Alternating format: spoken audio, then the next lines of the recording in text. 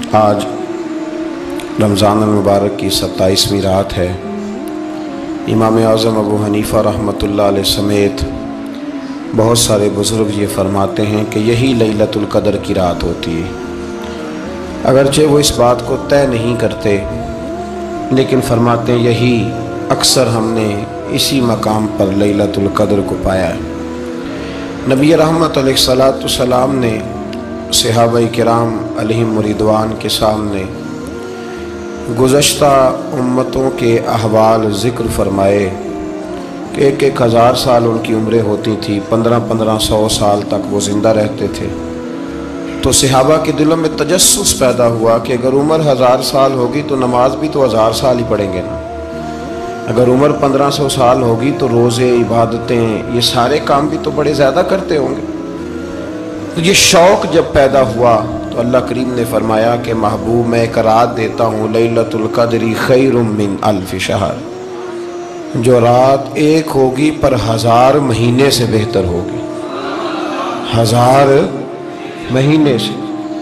یہ رات اگر کسی کو میسر آ جاتی ہے اور پھر وہ صدق دل کے ساتھ، یعنی توجہ کے ساتھ، انہماک کے ساتھ، احتساب کی نیت سے، گناہوں کی معافی کی نیت سے اگر وہ اس رات کا قیام کرتا ہے، عبادت کرتا ہے، ذکر کرتا ہے، دعا کرتا ہے، تو محبوب کریم علیہ السلام نے وعدہ فرمایا ہے کہ اللہ اس کے پچھلے سارے گناہوں کو معاف فرما دے گا۔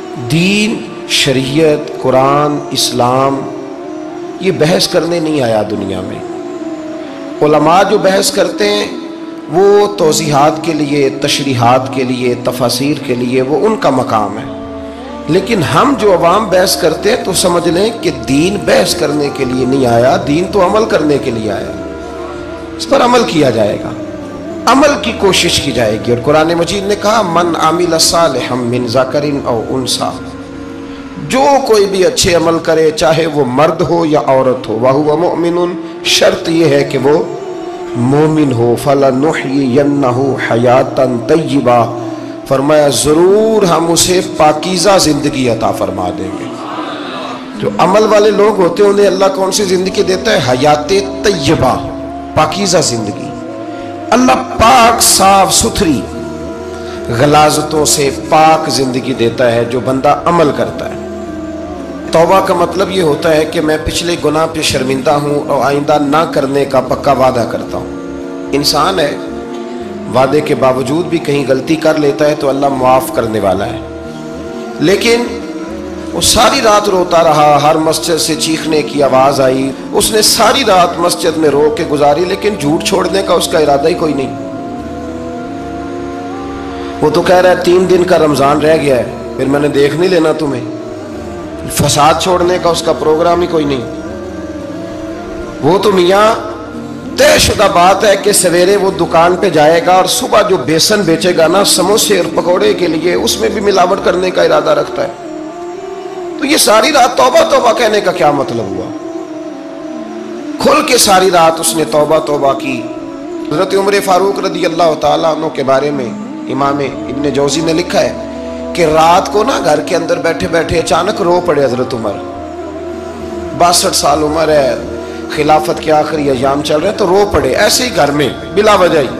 آپ کی اہلیہ نے، زوجہ نے بیٹے کو اٹھایا، فرمایا پتہ کرو تمہارے باپ کو کیا مسئلہ ہے، کہیں کوئی تکلیف تو نہیں، درد تو نہیں، صاحبزادے آئے؟ ابا جی کیا بات ہے؟ فرمایا اماں کو بلاؤ۔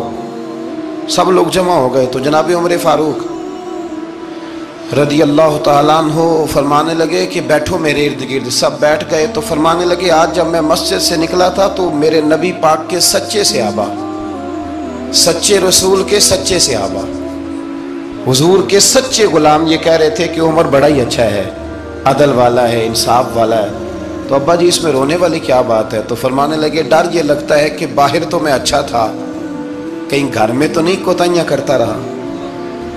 میری بات پہ توجہ کرنا، کہیں گھر میں آپ باتیں سن لیں تو شاید جتنی میں کرتا ہوں دوسرا کر ہی کوئی نہ سکے، لیکن جب عمل کے راستے پہ ہم نکلتے ہیں تو وہ مسدود ہے، وہ بند ہے۔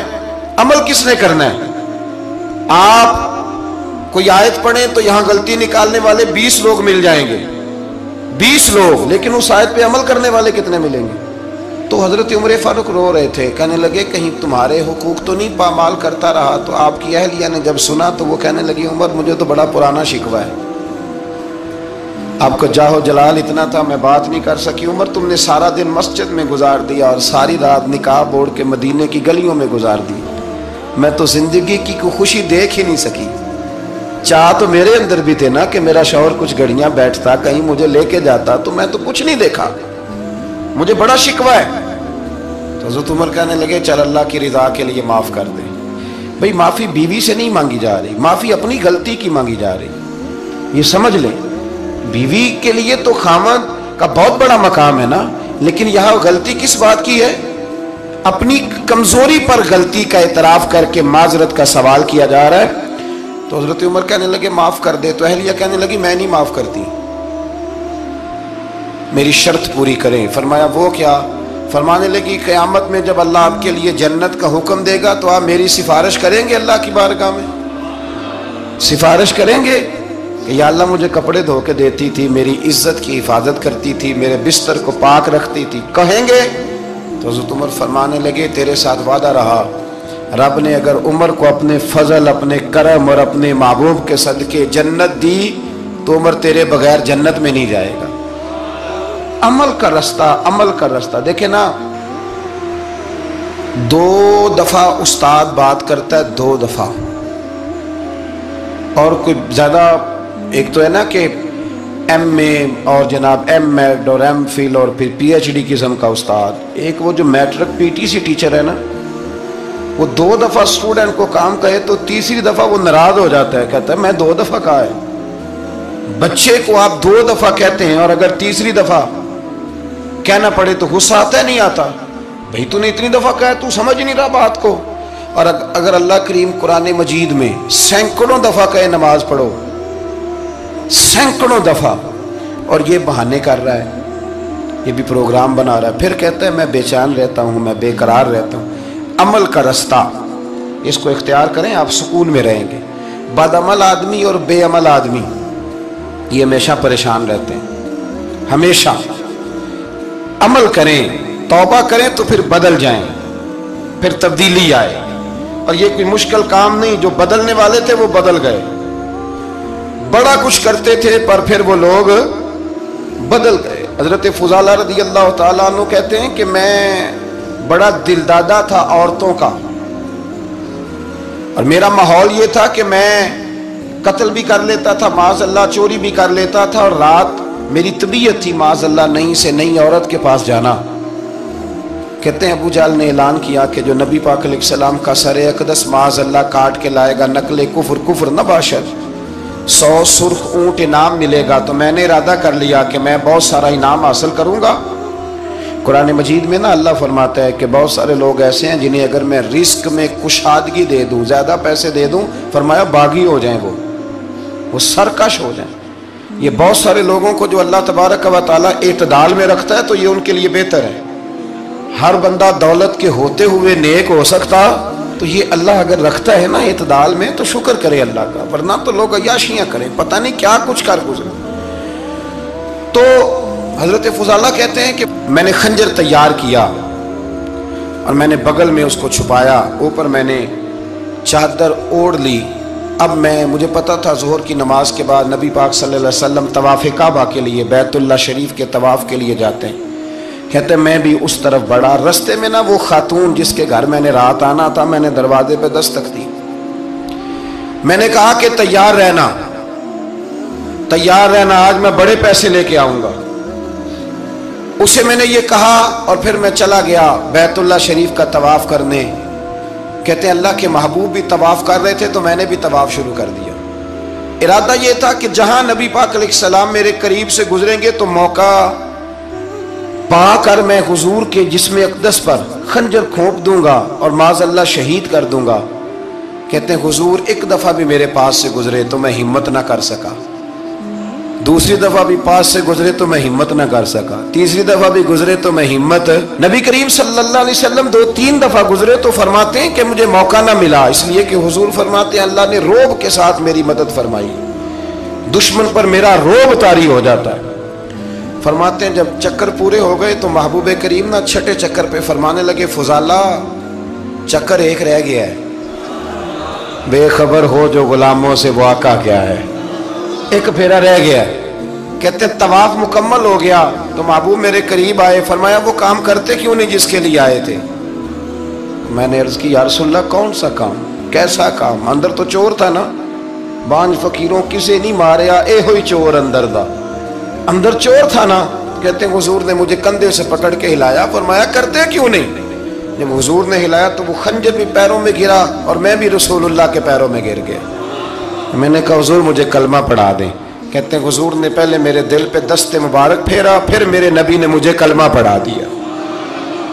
اب نا مرید ہونے والا کہتا ہے کہ جی آہستہ آہستہ میں ٹھیک ہو جاؤں گا۔ اب وہ آہستہ آہستہ کا کیا ترجمہ ہے یہ بالکل سمجھ نہیں آتی۔ بھئی کسی بندے سے 5 لاکھ روپیہ لینا ہے تو اس سے وہ کہتا ہے جی میں آہستہ آہستہ دوں گا، 500 روپیہ دے دیا کروں گا روز کا، تو کہتے ہیں میری رقم خراب ہوتی ہے، پورے دو۔ اور نیکی کی بات جب آتی ہے تو کہتے ہیں حضرت صاحب دین اتنا سخت نہیں ہے، میں آہستہ آہستہ ٹھیک ہو جاؤں گا۔ اب میں مغرب عشاء پڑھنی شروع کر دیا میں نے، اب میں تسبیح لے لی ہے، کل میں نے بھی آہستہ آہستہ میں ٹھیک ہو جاؤں۔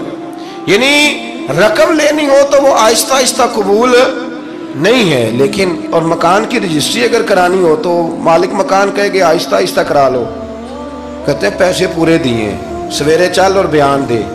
یہ کیا بات ہے؟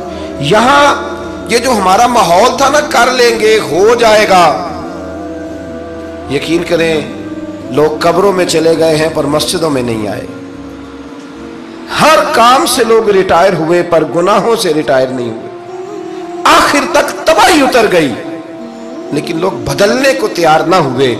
حضرت فضالہ کہتے ہیں ابھی میں نے کلمہ پڑھا، ابھی میں واپس آیا، رستے میں وہ بی بی کھڑی تھی، کہتے ہیں میں وہ شخص تھا کہ عورتیں مرتی تھی میرے اوپر اور کسی کی جرت تھی کہ وہ آئیں بائیں شائیں کرے، لیکن فرماتے ہیں میں بی بی کے پاس سے گزر گیا۔ پہلے تو اس کا خیال تھا رکے گا، لیکن جب میں رکا نہ تو دروازے پہ آئی، اور جب میں گزر گیا تو اس نے آواز دی، لیکن میں نے سنی انسنی کر دی۔ جب آگے بڑھا تو میرے پیچھے دوڑی۔ فرماتے مجھے پکڑ کے کہنے لگی فضالہ تجھے کیا ہوا، تو وہی نہیں جو یہاں سے گیا تھا؟ آپ فرماتے میں کبھی نہیں رویا تھا، میں کبھی نہیں رویا تھا۔ اور جب کہا نا تو وہی نہیں، کہتے میں نے سر اٹھایا تو میری آنکھوں میں آنسو تھے۔ میں نے کہا میں جو گیا تھا وہ نہیں ہوں، اب تو میں محمد عربی کا غلام بن گیا، اب میں وہ نہیں ہوں، اب نہیں ہو سکتا کہ کوئی میری نظر میلی ہو جائے، یہ کیسے ممکن؟ اب نا اسلام کی تعریف ہم نے یہ کی ہے کہ خبردار کوئی ہمارے قریب نہ آئے، ہم کسی کو بات نہیں کرنے دیتے کہ ہم مسلمان ہیں، ہم بات نہیں کرنے دیتے۔ پتہ کیا بات ہے؟ ایک میری یہ تقریر ہوتی ہے ممبر پہ، اور ایک میرا عمل ہوتا ہے جب میں سفر کرتا ہوں، جب میں گاڑی میں بیٹھتا ہوں، جب میں دوستوں سے ملتا ہوں۔ جب ان دونوں باتوں میں تضاد آتا ہے نا، تضاد، تو لوگ تقریر کو جذبات نہیں کہتے، ایک فن بن جاتی ہے تقریر۔ آپ کو پتہ ہے نا وائزین نعت خواں کہتے ہیں میں نے محفل لوٹ لی، پھر لوگ شمار کرتے ہیں کتنے لوگوں نے سبحان اللہ کہی، پھر لوگ شمار کرتے ہیں کہ آج 5 بندے روئے بھی تھے جب میں تقریر کر رہا تھا۔ تو پھر یہ فن ہے، یہ جذبات کا اظہار۔ سمجھ لیں بات کو کہ عمل جب آپ نہیں نہ کرتے عمل، تو آپ خود بڑے بے چین رہتے ہیں کہ یار یہ میں کیا کر رہا ہوں، یہ کون سا گورکھ دھندا ہے کہ میرا عمل صفر ہوتا جا رہا ہے۔ ہمارے ایک استاد تھے تو وہ فرمایا کرتے تھے کہ اگر پڑھے لکھے آدمی کو تم بے عمل دیکھو تو اس سے دور ہٹ جایا کرو ورنہ تمہیں بھی بے عمل کر دے گا۔ میں نے ان سے عرض کی، میں نے کہا حضور یہ کیا ہے؟ تو فرمانے لگے اپنے حضرت صاحب سے پوچھنا، وضاحت کریں گے۔ میں نے حضرت صاحب سے کہا جی عجیب بات کر دی ہے، علم والے بندے کے پاس بیٹھ کے تو علم آتا ہے۔ تو وہ فرما رہے تھے کہ علم والے بندے کے پاس اگر وہ بے عمل ہو تو بالکل نہ بیٹھنا۔ تو حضرت صاحب فرمانے لگے انہوں نے صحیح کہا ہے۔ اب بات بہت بڑی ہے، پتہ نہیں آپ کی سمجھ میں آتی ہے نہیں آتی، بہرحال کر دیتا ہوں۔ پڑھا لکھا بندہ اگر بے عمل ہو تو اس کے پاس، تو میں نے کہا حضور کیوں؟ فرمانے لگے اس لیے کہ وہ اپنی بے عملی پر بھی دلائل دے گا، وہ بے عملی پر بھی دلیلیں قائم کرے گا کہ یہ وجہ ہے تو اس لیے میں ایسے کر رہا ہوں۔ تو چونکہ وہ بے عمل ہے اور ہے پڑھا لکھا، نبی کریم صلی اللہ علیہ وسلم کے غلام نہ پل بھر میں بدل جاتے تھے۔ اور اللہ تعالیٰ بھی نا بڑے موقع دیتا ہے ہمیں، بڑے موقع۔ حضور نے فرمایا جس نے ایمان اور احتساب کی نیت سے روزے رکھے وہ نئی زندگی کا آغاز کرے، اس لیے کہ اللہ نے اس کے پچھلے سارے گناہ معاف فرما دیے۔ میرے نبی کریم علیہ الصلوۃ والسلام نے فرمایا جو شخص بیمار ہو گیا، مریض ہو گیا، اور نسائی شریف میں فرمایا کہ 3 دن تک بستر پہ رہا اور اس نے شکوہ نہ کیا اللہ کا، اور جب وہ شفا یاب ہو کے بستر سے اٹھا ہے نا، تب اللہ نے اس کے پچھلے سارے گناہ معاف فرما دیے۔ اور فرمایا جو حج کرنے گیا، حج کر کے واپس آیا، اللہ کے حبیب فرماتے ہیں یوں سمجھے کہ میں آج ہی ماں کے پیٹ سے پیدا ہوا۔ بڑے موقع اللہ نے دیے، بڑے موقع، بڑے سارے موقع عطا فرمائے کہ میں تیرے پچھلے گناہ معاف کر دوں گا، تو بھی تو نئی زندگی کا آغاز کرنا، تو بھی تو شروع کرنا نئے سرے سے، تو بھی تو بدل کے آنا، تو بھی تو اپنے اندر تبدیلی پیدا کرنا۔ سالوں بیت گئے، ہمیں سالوں بیت گئے، تقریر کرتے، تقریر سنتے، قرآن سنتے، پورا پورا قرآن سنتے، ترجمہ اور تفسیر لوگوں نے پڑھ پڑھ کے بڑا بڑا جگہوں پہ لوگ دلائل دیتے، بات کرتے۔ کب وہ وقت آئے گا جب ہم عمل کریں گے؟ تھوڑا تھوڑا مجھے سفر کرنا پڑتا ہے، دنیا میں گھومتا رہتا ہوں، تو کچھ چیزیں ایسی ہوتی ہیں جو کبھی کبھی انوکھی ہو جاتی ہیں۔ میں ایک جگہ پہ تھا تو وہاں 4 5 6 عمرے کے ٹکٹ تھے محفل میں، تو ہمارے آپ کو پتہ ہے نا وہ جو دلیلوں والے لوگ ہیں ان بیچاروں کو بھی کوئی دلیل نہیں ملتی۔ تو ایک صاحب مجھے کہنے لگا جی عمرے کا ٹکٹ دینا جائز ہے قرآن اندازی کر کے؟ میں نے کہا یار چلو جائز ہی رہنے دو، تیری مہربانی، کہ اب اس پہ بھی اعتراض آ گیا ہے۔ میں نے کہا 100% جائز ہے، کوئی اس میں کوئی ایسی بات نہیں ہے، لیکن اندازی تو شروع ہو گئی جو حدیث میں نہیں آئی، عمرے کے ٹکٹ والی ہے جائز، پر نبی پاک نے جس قرآن اندازی کا کہا تھا وہ کب ہوگی؟ حضور نے فرمایا تمہیں پہلی صف کے ثواب کا پتہ چل جائے تم قرآن اندازی کرو، وہ کس دن کرنی ہے، کس مسجد میں ہوتی ہے؟ حضرت عبداللہ ابن مسعود فرماتے ہیں تمہیں پتہ چلے اذان کا ثواب کتنا، تم قرآن اندازی کرو۔ کب کرنی ہے؟ کون پڑھے گا اذان؟ کون یہ آگے بڑھ کے کام کرے گا؟ بھئی جو قرآن اندازی حدیث میں ہے وہ کب ہوگی؟ یہ تو قرآن اندازی شروع ہو گئی اور ہو رہی ہے، اب تو لوگ جہیز دینے لگے ہیں قرآن اندازی کر کے، یہ ماحول بن گیا۔ دین عمل کرنے کے لیے آیا ہے، جو حکم میرے نبی پاک کے غلاموں کو ملا انہوں نے عمل کر کے دکھایا، انہوں نے عمل کر کے دکھایا، وہ عمل کے میدان کے لوگ تھے۔ حضرت ابوبکر صدیق سے زیادہ روایات مروی نہیں ہیں، اگر ڈھونڈنے نکلو گے تو زیادہ قول نہیں ملیں گے ان کے۔ حضرت عمر فاروق کے زیادہ اقوال، زیادہ ارشادات آپ کو نہیں ملیں گے۔ حضرت سیدنا عثمان غنی کی زیادہ باتیں آپ کو نہیں ملیں گی، ان کا عمل ملے گا، ان کا کردار ملے گا، ان کا لب و لہجہ ملے گا، زندگی گزارنے میں کیا طریقہ اختیار کیا وہ آپ کو ملے گا۔ اب تو وہ لوگ رخصت ہو گئے جن کے عمل سے لوگ زندگی پکڑتے تھے، عمل سے، کردار سے۔ تو عمل کا رستہ کب اختیار کریں گے، آگے کب بڑھیں گے؟ میرے رسول کریم صلی اللہ تعالی علیہ وسلم کے غلام عمل کرتے تھے، اور جب عمل کرتے تھے پھر اس کا رزلٹ آتا تھا۔ یاد رکھنا رزلٹ نیتوں کا آتا ہے، ارادوں کا آتا ہے، عمل کا آتا ہے۔ گفتگو کا رزلٹ، آپ بڑا اچھا سبق سنا لیں تو پیپر نہ دیں تو پاس ہوں گے کہ فیل؟ آپ تو کہہ رہے تھے وہ مجھے سارا ہی آتا تھا۔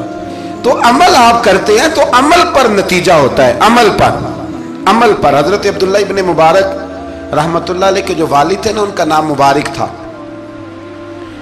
وہ ایک باغ میں رہا کرتے تھے، باغ کی دیکھ بھال کرتے تھے بڑے صاف ستھرے، بڑی ان کی طبیعت میں نکھار تھا۔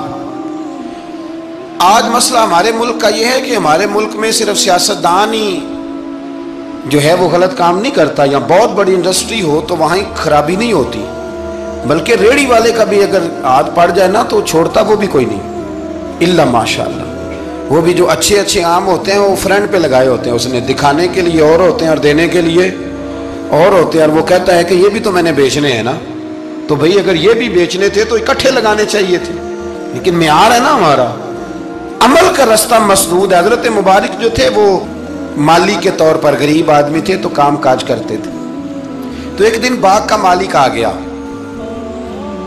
اس نے آ کے آپ سے کہا کہ किन्नों का बाग था, उसने कहा कि लाओ एक, किन्नों ला के दिया तो खट्टा था। उसने कहा ये नहीं ठीक, दूसरी दरख्त से लाओ। दूसरे से लाए तो वो भी खट्टा था, तीसरे से लाए वो भी खट्टा था। कहने लगा बेटे कितने साल हो गए तुम्हें? तो फरमाने लगे 10-12 साल। तो कहने लगे तुम्हें अभी भी नहीं पता किस जगह का किन्नों मीठा है, सारे कड़वे लाए हो? तो आप फरमाने लगे आपने मुझे देखभाल के लिए रखा हुआ है, किन्नों चखने के लिए नहीं रखा। मुझसे कसम उठा लें कभी मैंने चखा भी हो तो, इसलिए कि मेरे जिम्मे और काम। बाग का मालिक इतना खुश हुआ कि उसने आज़ाद भी कर दिया, अपनी बेटी का निकाह भी कर दिया और वो बाग भी आपको तोहफे में ही दे दिया। इनके घर हजरत अब्दुल्ला बिन मुबारक पैदा हुए। इनके वालिद गिरामी कहते हैं कि एक दिन फिर ऐसा हुआ कि मैंने ना बाग बड़ा सजाया, सवारा, मेहनत करी। बादशाह आ गया। तो बादशाहों को भी कुछ चीजें पसंद आ जाती हैं ना, और हमारे मुल्क में तो ढेर सारे लोग बादशाह हैं, ढेर सारे लोग बादशाह हैं। अगर किसी तगड़े बंदे को किसी गरीब की झोंपड़ी पसंद आ गई फिर उसे देनी ही पड़ेगी। बल्कि ऐसी ऐसी खबरें सुनने को मिलती हैं कि चौधरी साहब ने आके कहा है कि मुफ्त देनी है कि पैसे लेके देनी है। ये यहाँ तक खबरें। तो बादशाह आ गया, उसने देखा बड़ा सजा संवरा बाग है। उसने हजरत मुबारक से कहा कि मुझे ना जूस बना के पिलाओ किन्नों का। तो हजरत ने उसे ना जूस दिया, उसने पिया तो बड़ा मज़ा आया। कहने लगा एक गिलास और नहीं देते? तो हजरत और बनाने लगे। तो उसके दिल में ना उससे पहले ख्याल आ गया कि बाग बड़ा शानदार है और फल भी बड़ा मज़ेदार है, तो कब्जा ना कर लूँ, अपना ही ना हो जाए। ये इसको देते हैं थोड़े बहुत पैसे, ये निकल जाएगा, ना भी निकला तो डांट देंगे। इतनी देर में ना हजरत मुबारक रहमतुल्लाह ताला अलैह एक गिलास शरबत का और बना के ले आए। बादशाह को दिया ना, तो अब जो गिलास आया तो कड़वा था, उसैला था, खट्टा था।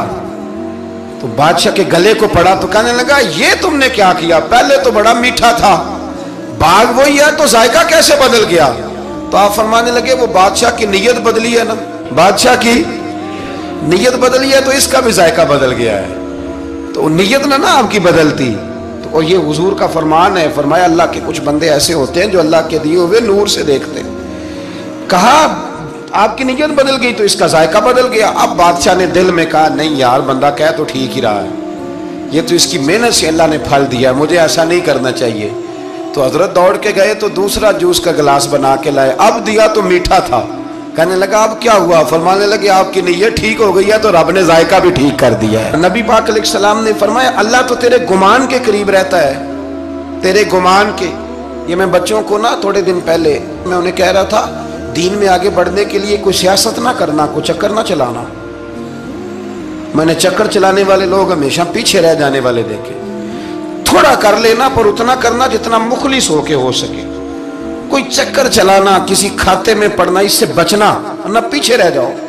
मैंने बड़े बड़े तेज लोगों को जिंदगी में जीरो देखा है और बड़े बड़े सादे लोग जिनको 50,000 रुपया गिनना पड़ जाए तो थक जाएं, लेकिन अल्लाह ने उन्हें दिया है तो बगैर हिसाब किताब ही अता फरमाया है। तो हम ना नियतों के बलबोते पर अमल करें, खाली बातें ना करें। आपका जो अमल होगा वो आसानी कर दे। हजरत हबीब अजमी बड़े मालदार थे। दुनिया में ढेर सारा फसाद मालदारों की वजह से होता है। ये जो शादियां महंगी हुई हैं ना, ये अभी थोड़ा अर्सा पहले की बात है कि शादी मैरिज हाल में करने का किसी देहाती को कहते थे तो वो कहता था कि मैंने नहीं मैरिज हाल में करनी, ती करो तोड़ी दिए। अब क्या हुआ है? कोई मना करता है? बल्कि जो बड़े दूर दराज देहात है उनमें भी मैरिज हाल बन गए। ये अमीर कुछ कबाहतें ऐसी पैदा करते हैं कि गरीबों के लिए भी मुश्किल हो जाती है। ये कुछ ऐसे मामलात लाते हैं मैदान में कि फिर आम लोगों के लिए उसमें मुश्किलात होती हैं, चूंकि वो रिवाज बन जाता है मुआशरे का। पैसे वाला आदमी उस रिवाज को लाता है मैदान में, उससे खराबी होती है। और फिर मेरे गरीब का ये हाल है कि अमीर को रस्म छोड़ दे तो छोड़ दे, गरीब को कर्जा उठाना पड़े, छोड़नी कोई शय नहीं उसने, जो मर्जी हो जाए, इसने कोई चीज पीछे नहीं होने देनी। हजरत हबीब अजमी बड़े मालदार थे तो वो कारोबार कर, ये मालदार लोग जो होते हैं ना, ये तो कहते हैं पैसे को पैसा, है ना, कितना मशहूर है जुमला, पैसे को पैसा। तो ये फिर मार्केट में पैसा फेंकते हैं तो ये पैसा खींचने के लिए पैसा फेंकते हैं, फिर एक दूसरे को कहते हैं तेरी वजह से महंगाई हुई है, तेरी वजह से महंगाई हुई। हालांकि महंगाई किसी की वजह से भी होती किसके लिए? गरीब के लिए। मतलब पेट्रोल महंगा हुआ तो किराया बढ़ गया बस का, लेकिन पेट्रोल सस्ता हुआ तो कभी किराया भी सस्ता हुआ है, उसने उधर ही रहना है। तो महंगाई किस बेचारे के लिए हुई? गरीब के लिए, जिसने घर जाना है ना, इसने घर जाना है। अभी हमारे एक बच्चे ने जाना था तो सफ़र लंबा था, तो कह रहा था 1000 रुपया मेरे पास है पर किराया 1500 लगता है। अभी भी लोग हिसाब करते हैं और फिर सोचते हैं कि रास्ते में शय कोई नहीं खानी, इसलिए कि फिर किराया कहाँ से दूंगा, मैनेज करके रखते हैं। ये खिदमत होती है ना उलमा की, हुफाज की। तो मुझे पता है, मैं इस कबीले का आदमी हूँ, मुझे पता है कि ये कैसे हिसाब करके रखते हैं कि अब इतने आए हैं तो इसमें से यहाँ, जिसके पास हैं ही बड़े लिमिटेड से, तो वो बेचारा पहले से सोच के बैठा होता है, मुझे पता है। जिनके पास फिर बेहिसाब होता है वो फिर मार्केट में फेंकते हैं तो खींचते हैं, तो जुल्म करते हैं। हजरत बीबी अजमी कहते हैं जब माल दिया अल्लाह ने तो मैंने सूद का काम शुरू कर दिया। अब सूद वालों के पास भी बड़ी दलीलें हैं, इंश्योरेंस वालों ने भी फतवे रखे हुए हैं, वो आके फतवा दिखाते हैं, वो कहते हैं जनाब फतवा। तो मैंने कहा कि फतवा मार्केट में मेरी तरह के मौलवी या मियाँ, अब कैसी बात करते हो, फतवा तो मिल ही जाता है, लेकिन नबी करीम अलैहिस्सलाम का वो फरमान ज़हन में रखना कि हुजूर ने फरमाया एक हलाल है तो एक हराम है।